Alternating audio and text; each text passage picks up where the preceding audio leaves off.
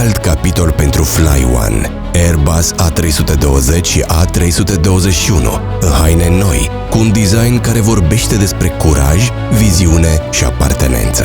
Fiecare aeronavă poartă cu mândrie numele orașelor din Moldova, pentru că oriunde zburăm, luăm țara cu noi. În spatele fiecărui zbor stă o echipă unită, dedicată, care face imposibilul posibil.